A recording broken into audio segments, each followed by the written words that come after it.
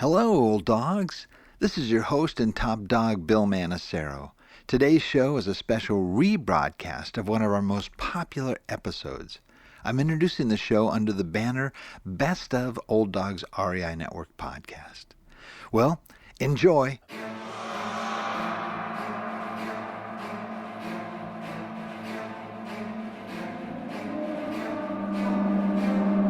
In a world where jobs are how most people make money, one man, one desire, one challenge dares to break the mold. Welcome to the Old Dogs REI Network, where we don't work for money. Money works for us. Coming soon. Viewer discretion advised.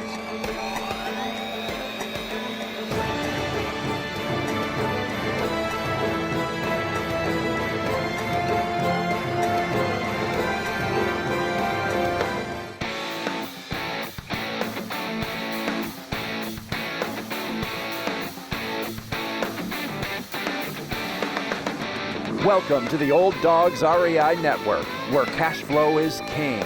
Real estate investing, the means, so you can enjoy your retirement dreams. This is the show where we cut right to the chase. No sales pitch, no long monologues, just simple how-to real estate investing advice, so you can earn the passive income you need to enjoy your retirement today. And now, your host and chief old dog, Bill Manacero. Welcome to the Old Dogs REI Network. I'm your host, Bill Manacero, and this is a show where 50-plussers and anyone else who wants to join us get solid, no sales pitch real estate investing advice to help generate real cash flow. This podcast airs twice weekly on Mondays and Fridays, and if you aren't already a subscriber, go to iTunes, type in Old Dog, spelled D-A-W-G, find our podcast, and subscribe. Well, we have a very cool show ahead of you here. I've been looking forward to this for a while here, and we have one of my favorite authors. I think it's probably going to be one of my favorite people here as I get to talk to him and chat with him. Our guest today is Ken McElroy, and Ken is an author, as many of you know, because his books are highly recommended by us on a regular basis here, especially in our resource section of our website. He is the epitome of the word entrepreneur, and for the last 2 decades, Ken has been experiencing massive success in the real estate world, from investment analysis and property management to acquisitions and property development.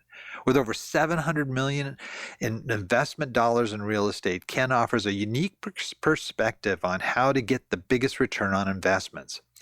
The books, as I mentioned earlier, The ABCs of Real Estate Investing, The Advanced Guide to Real Estate Investing, The ABCs of Property Management, and most recently his book on entrepreneurship, The Sleeping Giant.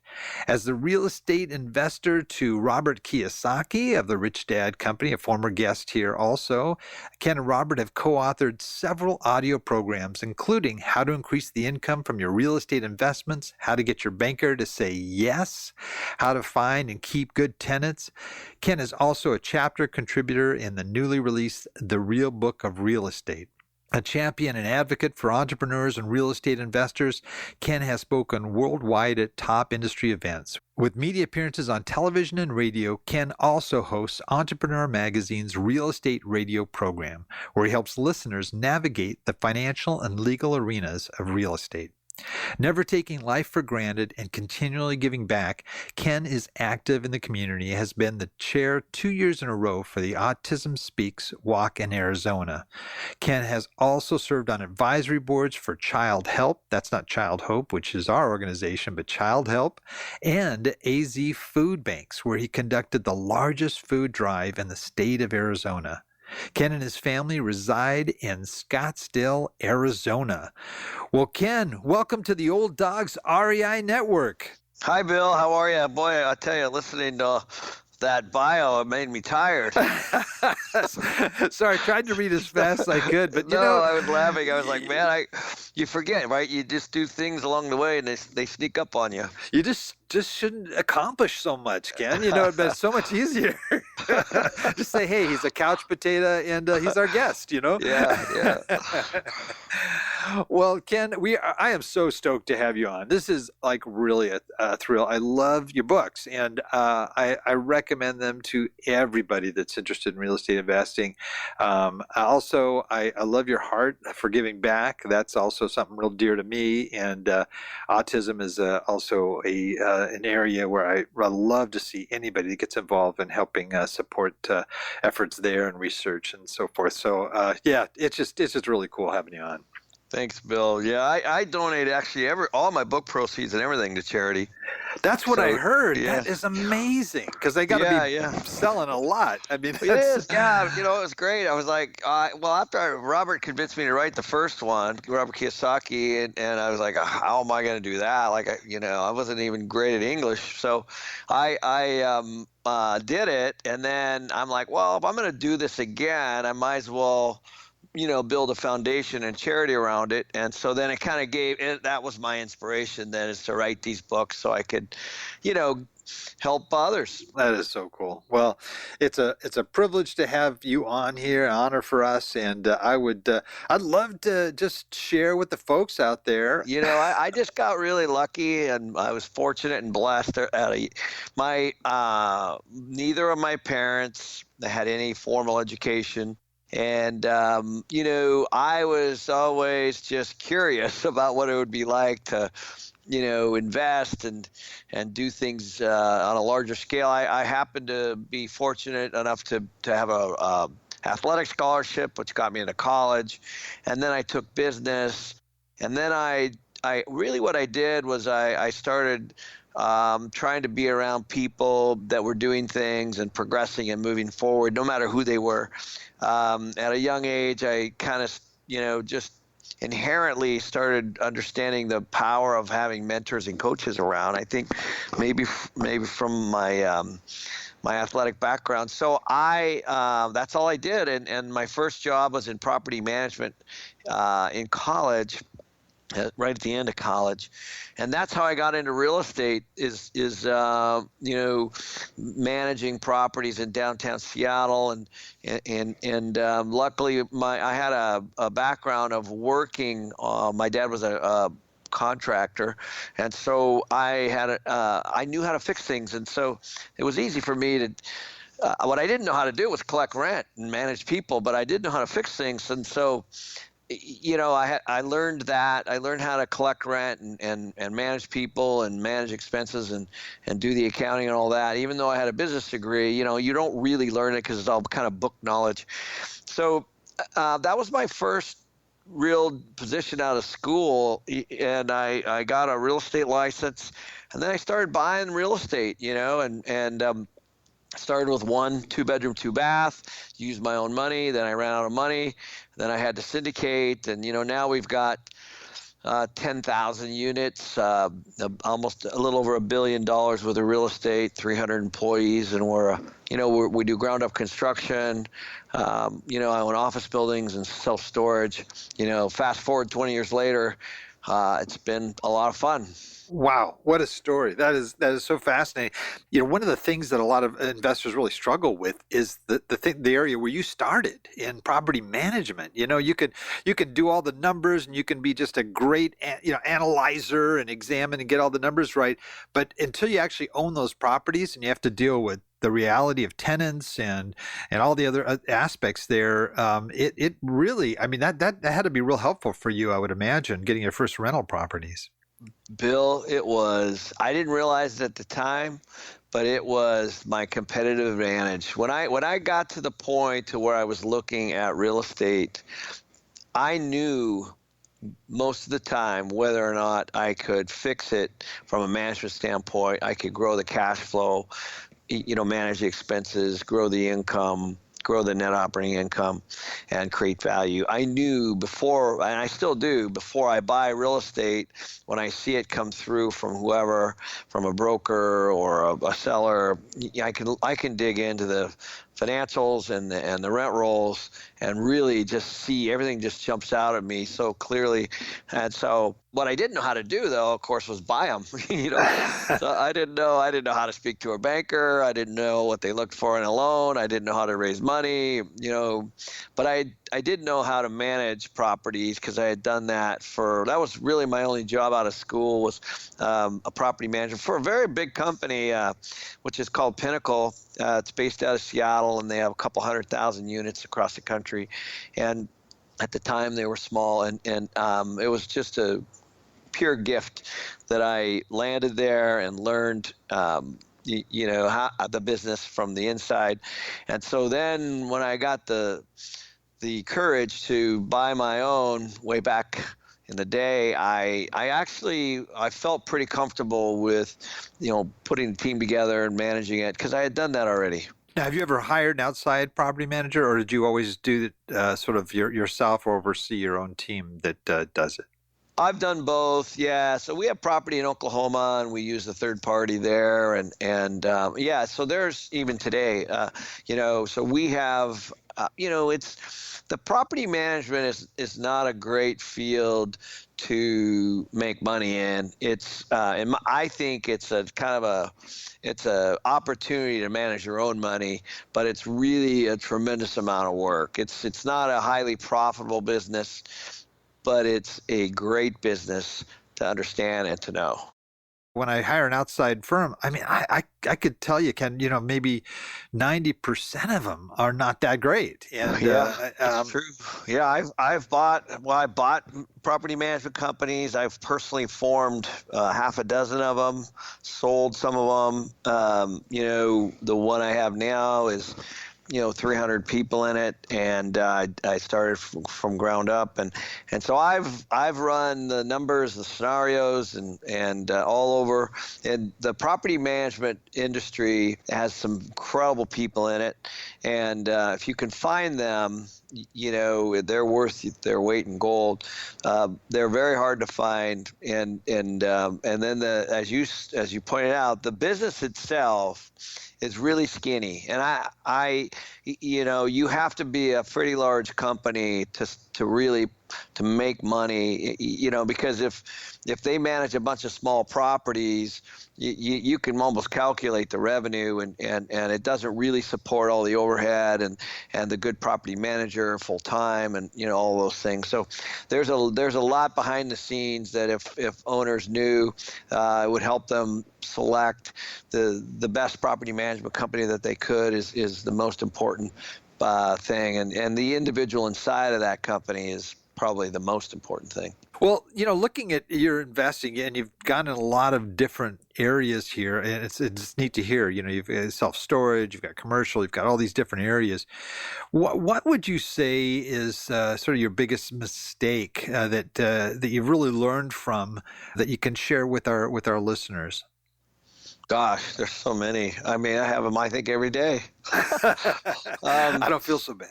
Yeah. So I think probably one of the bigger mistakes that I think about is I lost a bunch of investors' money.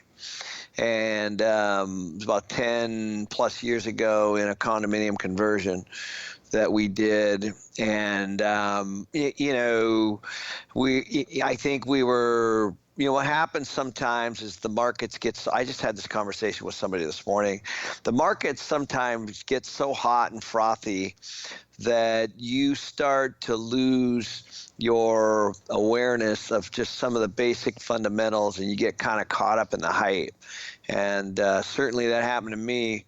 Now, not exactly, the market didn't fall out from me. What happened was, as you remember, when during the financial crisis and the banks started, shutting down and closing and things like that, we had on a condominium conversion, you basically take an apartment building. This one was 300 units in Scottsdale, Arizona, and you sell them off individually to investors and or homeowners, and then they need the financing to be able to buy those. And so what happened was the financing for what we call the takeout buyer went away overnight. So there was nobody lending to anybody that could buy them, and therefore we didn't have any buyers.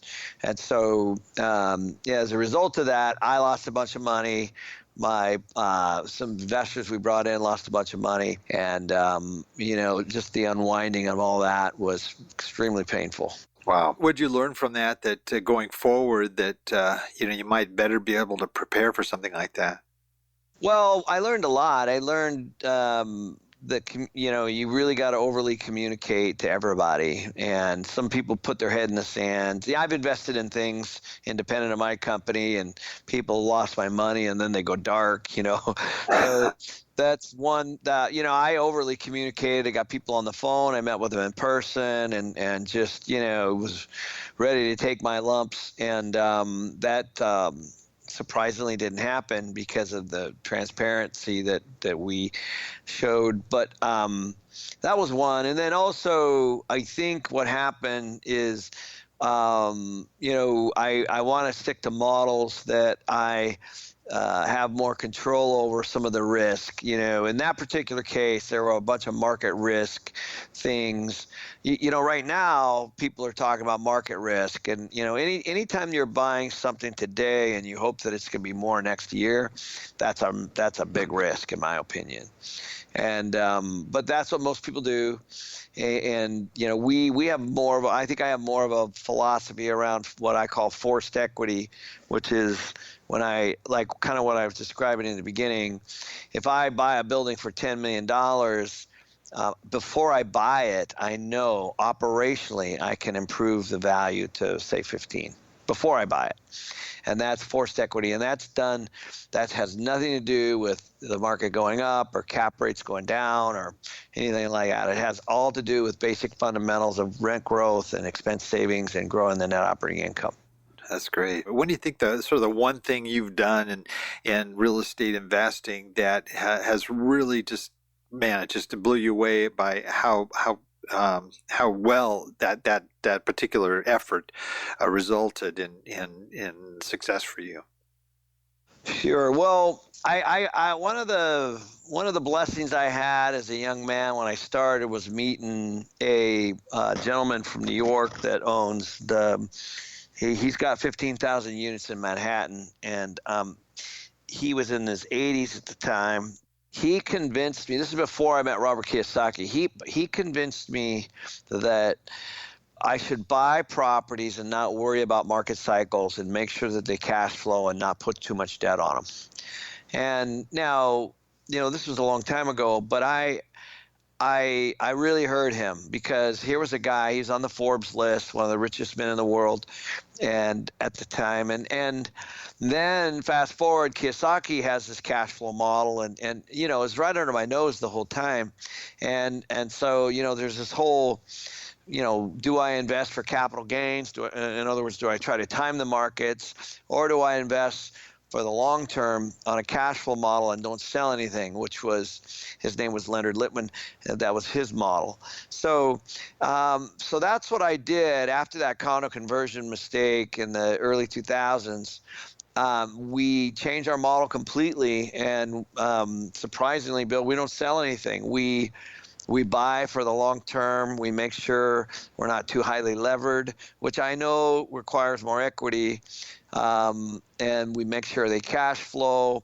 And then we really focus on our property management folks and developing them personally to make sure that they can perform at the highest level to generate the cash flow that we can at all the time, focusing and paying attention to market timing, because it does make sense in some cases to sell, even though that's really way down on our priority scale. This is really neat to hear, actually, because it's really funny. I interview a lot of investors, and it seems like the guys that have been doing this the longest. One guy comes to mind. I don't know if you've heard of Samuel Freshman, but he wrote a book on syndication. In fact, he was one that kind of looked at the model that was used here in L.A. In the movie business for syndicating movies, and started applying it to real estate. And a lot of the foundations of this book that he wrote, have been adopted, internationally in real estate syndication. But I asked this guy, and he's pushing 90, and I asked him. I said, out of all the things that you've done, what do you regret, or what is the one thing you wish you would have done differently? And he had just one word. He just said, sell. And that was it. He just said, he'd buy these buildings in downtown LA. He'd buy it for $1 million, and 3 months later sell it for $2 million, and he'd be running around, waving his flag, saying, "Look what I did! Look what I did!" And then, years later, he sees that same building is worth $100 million today, and he's going, "Why did I ever sell that?" And so he changed his whole model, and he's still investing today. A guy goes into work every day. He buys for the long term. He just disregards market cycles and just buys for the long term. And so, asking you're a younger guy doing this, and I know kind of a lot of investors, and the investors are used to that 3 to 5 year, 5 to 7 year exit strategy. So how do you deal with that on the investor side if you're buying for the long term? Well, I think that's a really, really good question. I have heard of Sam. I've never met him, but I'm a big fan, and I do know that he has that philosophy as well. It's interesting. If you go to New York or San Francisco or any of these markets, and you're raising money, which is kind of what's happening right now in our market, and it's private equity, and so it's managing someone's pension or whatever it is, they're all at 3 to 5 years, in and out, and I don't blame the model for them, because they're basically managing other people's money, and it's not really their money. And, they're trying to churn these, they're trying to time markets, and they're trying to generate the biggest return, the biggest yield that they can. But the truth is, they're, once they sell, they have to place that money again. So to Sam's point, to Mr. Litwin's point, I look back at deals that I did I wrote about in my first book. I bought this beautiful project on the Oregon waterfront. Well, that property is, we bought it for $30 million. It's a $100 million property today. And I was like, oh my gosh, I wish I would have kept it and just cash flowed the heck out of it and maintained it really well. And so it's no different than if you look at how much you live in Southern California, how much did you pay for your house 15 years ago? It's the exact same model, just times whatever. So these pearls of wisdom from guys like Sam or Mr. Litwin, sounds like they're about the same age.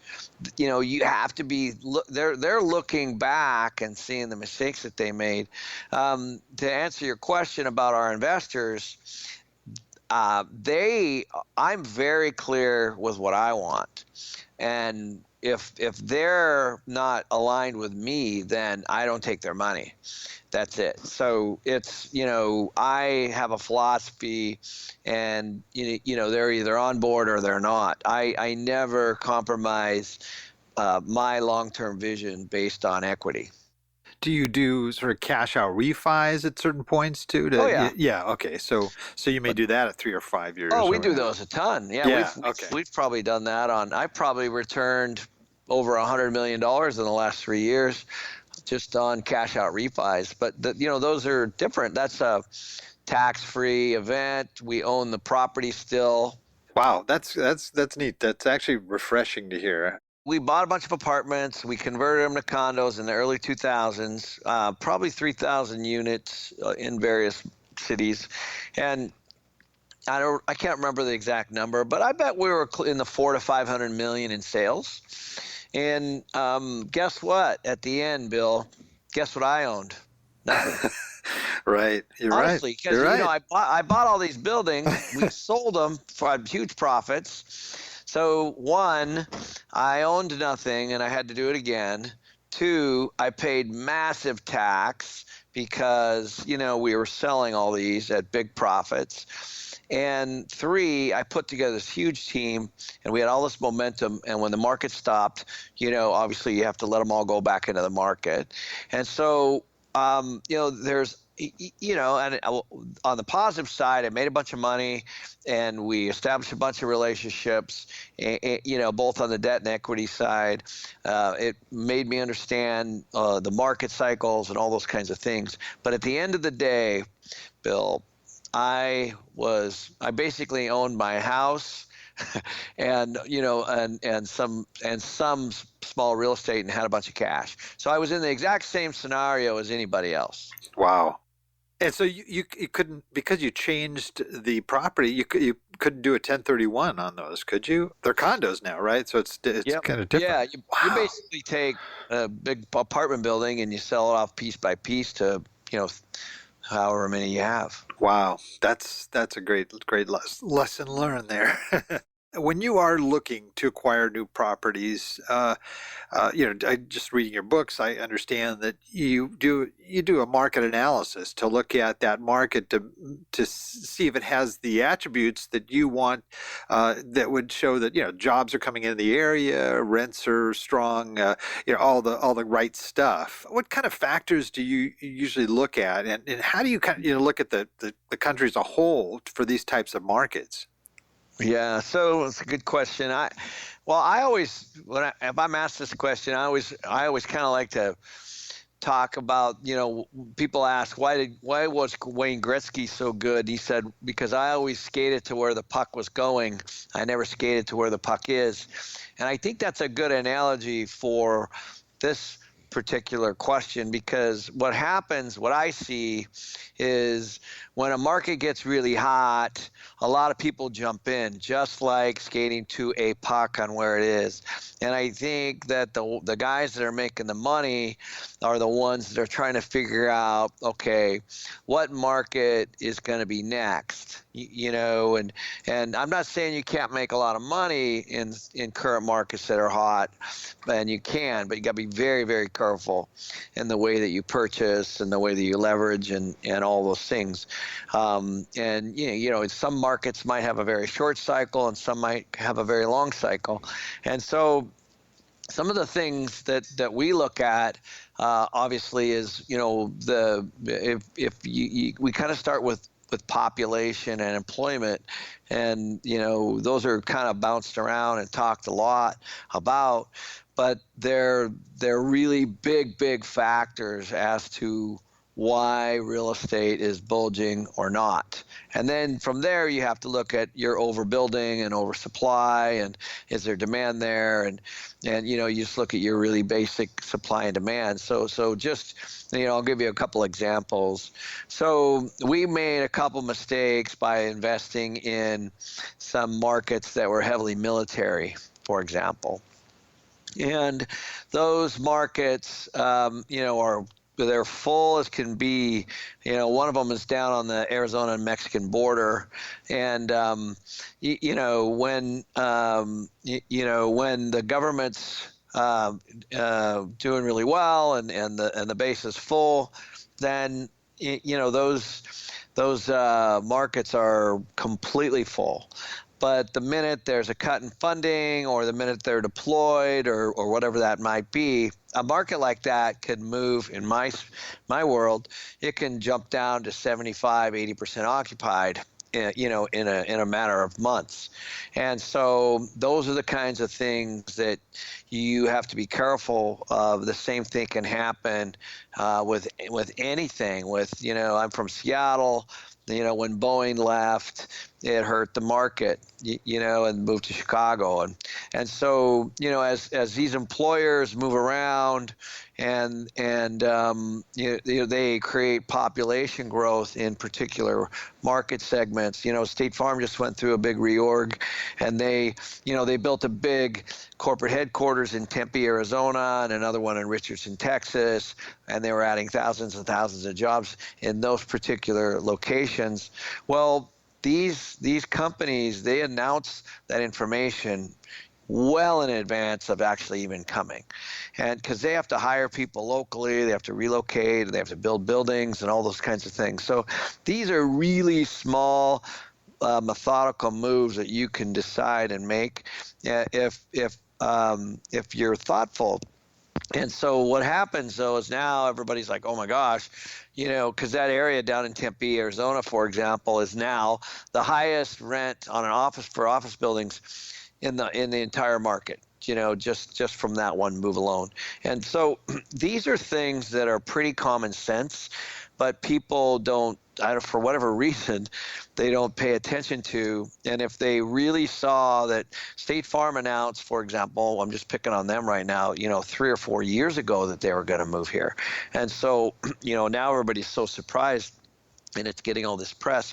But the truth is, if you're watching to where the puck is going, then you can do very, very well on retail, office, industrial, commercial, condos, whatever, as markets get oversaturated, oversupplied with people from both population and employment growth. So that's just one example. That's a great example. What about municipalities? That's the one area I hear that never downsizes, where you've got this huge like county structure or city, that has all these office buildings and related to the civic structure of a particular area. Is that something that you factor in some of these analysis? It's interesting. I mean, the city, we certainly pay attention to government workers, government employees, and all that kind of thing. But you really got to dig a little deeper to see whether or not, what's in those buildings and whether or not it's a sustainable department. Maybe it's got some budget cuts coming down the road. So we personally have stayed away from anything like that, generally. But certainly it's always on our radar, and mostly we're kind of focused more on the bigger employers and how they're moving around. We just here in Phoenix, we got completely annihilated with the last housing boom, and so what happens when there's no housing and there's no development, all that kind of stuff, the tax base goes way down, and all of a sudden the city, the municipalities, the state revenues go way down. And so you have this flux of money, and so it's not always a good thing to hang your hat on, is some of the municipalities and the state governmental buildings and things, because I've seen them kind of contract and expand as the economies kind of rise and fall. Good comments. I'm just wondering if there's some tips that you can provide for us that are trying to manage our properties better. Just some real practical things that we could do just to make that a little bit better process or more profitable. Sure. And I would actually take it back one more step, Bill, and I'll just give you a couple stories. There were when I was managing property for other people in the property management world when I first started, there were lots of investors and people that were buying at what I would consider to be the top of the market. And so they're buying, and I'm just picking this, but let's say their rent on an apartment was $1,000 a month. The broker's telling them next year it's going to be $1,200. The year after it's going to be $1,300 or $1,400. The year after it's going to be $1,500, whatever. So they have an expectation. And if there's a turn in the market and the rent's $1,000 the next year and $1,000 the year after that, their returns and their expectation based on what their understanding of that investment was is significantly different than what the market can bear. And I think that's an important point to bring up, because what happens is a lot of times that's when you start to see turnover in property managers. There's rarely an investor that says, you know what, I made a bad buy. I probably should have been a little more diligent in my underwriting, and I probably should have not have bought this with the anticipation of rent growth going up so much over the next 3 or 4 years. That's something that hardly anybody says. What they do is they fire the property managers, and they say, and their expectation of what the market can bear is unrealistic. So I wanted to make that point because that is for sure what's going to happen soon, because a lot of the market's really heated in most of the municipalities, and so you're going to see a lot of property management turnover, especially if they syndicate, because the syndicator will never tell the money or the equity that, hey, my underwriting was too aggressive. Just those things, they just never say those things. So what happens is it all kind of rolls down to the property manager, and the property manager is the one that's kind of on the hot seat to basically perform based on what an investor's belief system is at the time. So in a perfect world, if the investor bought correctly and the market is, let's say, 95, 96, 100% or whatever, then the expectation would be that the property manager should meet that expectation. And from that, in that kind of market, you're going to see year-over-year rent growth, and all kinds of things, and you're going to have a very, very happy investor, a very, very happy relationship between the property manager and the investor.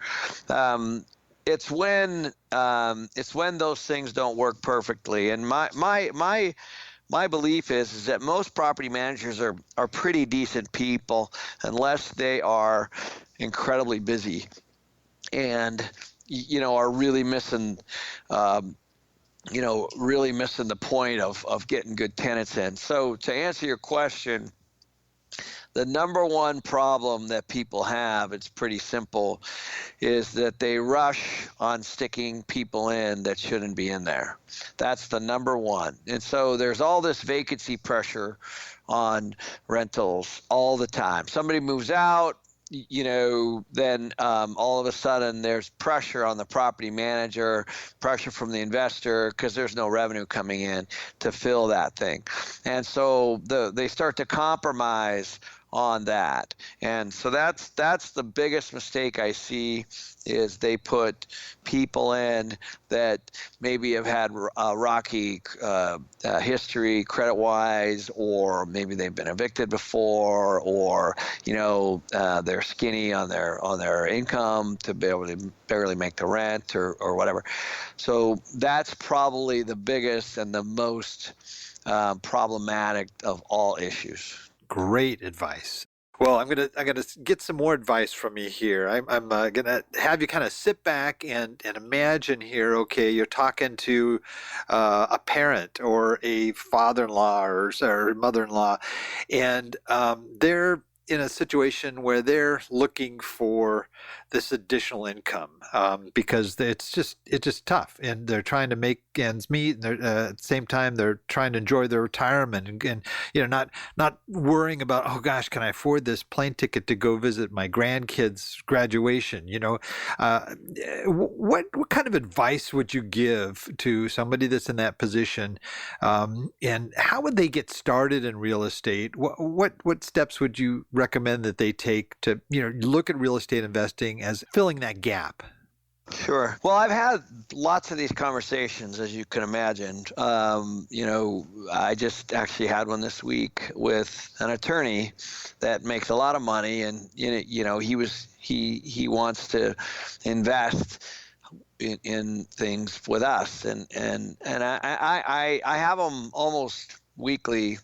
I could have multiple conversations exactly around this, and so what I think what happens is that everybody's looking for somebody that they can trust. That's number one. And so, that's probably the most important thing, is if somebody's just trying to make fees and flip really quickly, and doesn't have I would consider to be a nice track record, then you would probably want to shy away from that at least initially, because they're going to be on this big learning curve. They might have a great idea. The market might be hot or might not be hot or whatever. It doesn't really matter. But everybody's looking to jump into real estate, and really the team that extends to the people that they work with, the appraisers, the real estate people, the contractors, the subcontractors, the title people, the escrow people, all those things are a very important part of a team. And not to mention, partners and equity and debt and banks and financing and, all the property management folks and everything else. It's all one big thing. And so a lot of people discount the momentum and the wisdom of the entire team to pull off something. And so that would be the the unknown. But those are things that I always drill into for people. I was like, well, who is it? What have they done? Have they been through a couple corrections or at least one? Because people that have been through corrections are successfully are a little more resilient than those who haven't. And, is it their sole source of income? And all those kinds of things are important questions for people that I would be investing in. The other thing is, which we haven't even talked about, is the market itself. Does it make sense financially? And so, Kiyosaki and I have this saying that, and it's interesting. I was speaking with him in New York. This is a while ago, back when Trump was still speaking with him, and so we were doing this event actually with Trump at the Javits Center in New York, and we were walking through the convention center, and there's these beautiful girls, promoting these big high rises in downtown New York, and they had these big brochures, and they were gorgeous, and they were glossy, and they were like a book, and I can't even remember where it was in New York, but you can view it. And so we're walking through, and I'm just grabbing brochures and of every kind, from Costa Rica to Belize to New York to whatever, and because it was a real estate conference. We go back into the green room where we're speaking. And it hit me. And I said, it's interesting, Robert. I said, every deal, most of the deals that I do don't really even need a brochure. I said, it's usually done right on a napkin, when you're sitting down over lunch or something. And, the numbers are what they are. And I mean, you still have to put it into a business plan. But I said, it's interesting because it's a lot of times the bigger the brochure, the worse the deal. and he laughed and he's like, you're right. I go, look at these. I don't know if these are good or not good. But the truth is that if you're having to sell this hard to get people's money to buy things, there's a reason. And, because there's a lot of money out there, and the money flows to good deals. And so, and so I find that, if the philosophy of the person taking the money or the investor is not really thought through, it's pretty simple to draw some of that out with just a few questions. And so, but before I buy something, I know what my rents are going to be, what my expenses are going to be within reason. Generally, I know what my target NOI is going to be, if it's going to be in 1 year, 2 years, or 3 years. I know what my value is going to be generally, and I know how I'm going to get out, with using more debt through a cash out refi at some point. I know all of those things before I buy it. And so those are that's a system, and that kind of, you kind of walk an investor through, they understand that. But if it's, I'm going to buy this building because there's a lot going on in this market, and in 2 or 3 years we're going to sell for a lot more, is not a philosophy. It's not a plan.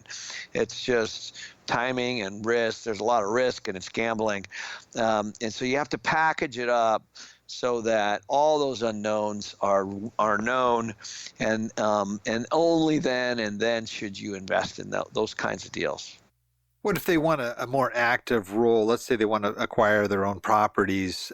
Would you recommend they start small, they start big, that, let's say they're looking at multifamily?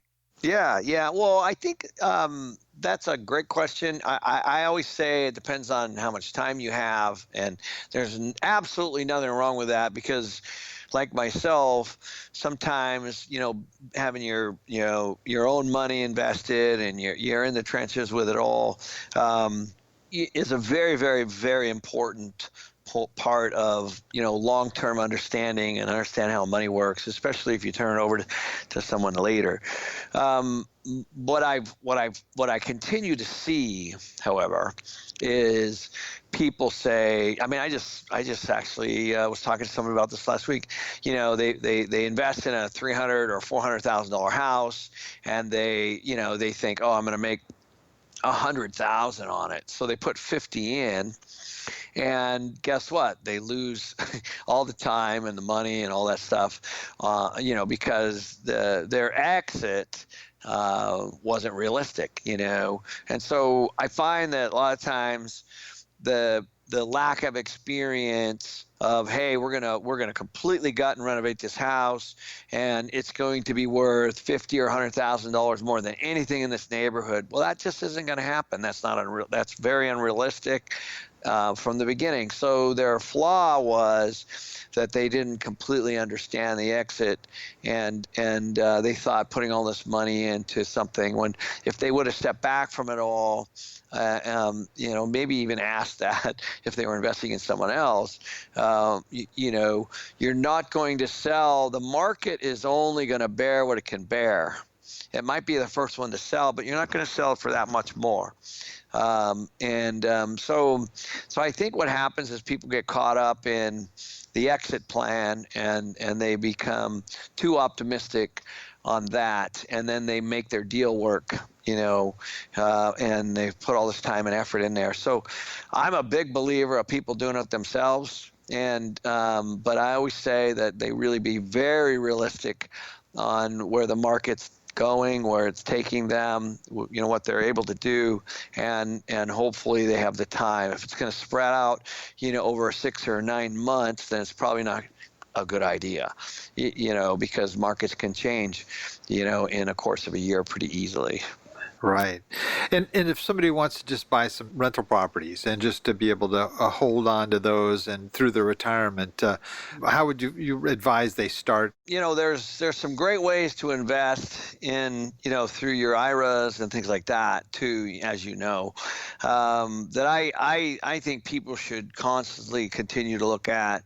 But again, finding a partner and investing in their vision is the best thing that you can do. So we have about 350 to 400 investors in our firm now, and they're always calling me, always texting me, what are you working on? What's going on in this? And they're active. They're active, asking questions, the right questions, most of them, about what I see in the markets and where I'm going, and that's the kind of relationship I think you want. Most people are used to the and I because of tax planning, I've got money in 401ks and with financial advisors too. But the truth is I have my money with a big firm. I won't mention the name. And I think the financial advisors turned over 3 times in maybe 6 or 7 years. And I've actually I've never even met them. And it's a fair amount of money, it's just it cracks me up, and that's what people are used to. They're used to, hey, give me your money, and I'll call you when I need you. And I think that which is usually, hey, I think you should invest in, this and this and this and this and this, because they want to make commissions off of you. But I think that you need to create a relationship with whoever it is you're investing with. And it's a real true relationship, unlike some of these financial planners that, not all of them, because there's some very good financial planners, but it's a very active relationship that needs to be manifested and worked and built over a period of time. That's great. Great advice. If people know exactly what's going on, and you're even kind of going out of your way to keep them in the loop, I just think the relationship's going to be that much better, and being able to that there's not. There's that transparency also that's in place too, so that they can see everything and they know what's going on. I think any investor would. I know as an investor too. That's what I want to see. I want to know that everything that's going on, as best I can, as if I have a chunk of that equity there. So. Yeah, I offer all our active investors to fly in. I pay for it. I pay for, a 2-day weekend, basically. We bring our whole team up and we talk about our assets, what we're doing, what we're investing in, what we're working on, how we're trying to increase the net operating income. And I pay for everything. I pay for the rooms, I pay for the food and everything. And I create the relationship and the door, open that door. And I want I want my whole team in the room, good or bad, to be able to face the fire or to get great, the thanks, and so it's extremely important to have that venue and that relationship with the investor. That's great. Well, what's ahead for your company, Ken? What's really exciting you about the future of your company? Well, the market's really hot right now, and so we've been refinancing, and we're building. We have about $100 million under construction, ground up new construction apartments, and we have some self-storage that we're doing, and for my partner and I, Ross, we've been focusing a lot on operations, on how do we improve our net operating income? How do we really, really manage our expenses really, really well, from taxes to insurance to repairs and maintenance to marketing and all that stuff? And we brought some of that stuff in-house, and our whole platform's up online now, social media and blogging and things like that, and driving traffic. And then on the income side, we hired a person full-time to manage our what we call other income, which is non-rent. And so I'm excited about dedicating people to focusing on some of the little details behind the scenes on how are we growing the net operating income and the cash flow for the investor. So that's kind of what we have going for 2018. That's great. That's neat. Well, I have kept you a long time here. I could probably keep you another couple hours, but that wasn't the deal. So I don't want to. Darn, I should have made that deal. But we have a little session we call sort of the end here. We can pick your mind for resources and things. We call it our Wrap It Up session, and we ask a series of quick questions, and you respond with hopefully prompt answers. It's just kind of like a lightning round type deal. Hey, fellow old dogs. Before we jump into our Wrap It Up session, I just wanted to let you know that an important part of being a successful real estate investor is knowing how to regularly reduce your expenses. It's a big part of what I do every day to maintain a healthy real estate portfolio. Well, I try to do the same thing with my personal finances as well. And when I heard about a life insurance company that gives exclusive rates to those of us old dogs who try to eat right, exercise, and stay healthy, I got very stoked. Like saving money on your car insurance for being a good driver, Health IQ saves you money on your life insurance for living a health-conscious lifestyle. For those of us who are trying to be healthy and keep our expenses down at the same time, it just makes sense. Learn more and get a free quote at healthiq.com/old dog. That's healthiq.com/old dog. So if you are ready for that, I'll go ahead and we can wrap it up. Okay. First question. I love asking this question of authors because it's always kind of tough, to look outside of you beyond your books. But what is your favorite real estate book? The Art of the Deal with Trump. I love that too. I actually have been listening to the audio version of that. That's great. How about your favorite just general business book? I just finished a great book called Never Split the Difference by Chris Voss. He's a #1 negotiator for the FBI on hostage negotiation. And I read it 3 times. I love that book. That's great. Does it help you in negotiating better deals? Oddly enough, it's about relationships more than anything else. Really? It's interesting. What he says is you never know. You have to figure out what the motivation of the person that held everybody hostage is before you can do anything. So it's about asking questions and building a relationship. And it is about hostage negotiation, but he said, how can you negotiate when you don't know what their motivation is and what they want? God, that's great. I bet your wives would love that book for husbands to read. How about your most valuable website for success? Boy, I cover a lot of this. So the one I follow every day is called All Pro Dad. Believe it or not, has nothing to do with business, and it's all about raising families. I love it. That's great. I want to listen to that one. That's excellent.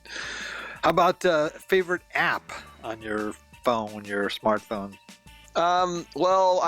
The girls here have got me all fired up about social media. So right now it'd have to be Instagram because they're trying to build, our company presence. And that's kind of fun. It's kind of fun to see, because I am a little bit old school with the way I came up on PR and marketing, and it's all changing, and so it's so foreign to me, Bill. That like why would I ever put a picture of me at my desk on on the internet? But people apparently like it, so who knows? I'm learning. Yeah, me too. I only had, it was like 2 years ago, I got my first Facebook page or whatever, so I'm trying to learn too. In fact, advertising and PR was a whole different world when I was in it. I mean, that's when we used to put wax on the back of the ads and stick it on a board and, display it. Now everything's all digital. It's pretty funny. Anyway, how about your favorite quote? Be the change you want to see, Gandhi. Excellent. Okay, and our final question here. If, let's say there was something apocalyptic that happened and you lost absolutely everything, every asset you had, all you had is $1,000 in cash in your pocket. Okay, what would you do with that $1,000 to rebuild what you had lost? I wouldn't use any of it. I would have no problem building an empire, but I would not have to use one nickel of my own money. Well, okay, so tell me what you would do. Why wouldn't you use any of it? Well, the interesting thing, that's the biggest obstacle for most people, is they think that they need money to make money. It's just not true. There's a zillion people out there with money and don't know how to make money. And so you have to be educated enough to know how to make other people money, and then their money will flow to you, no problem. That is great advice.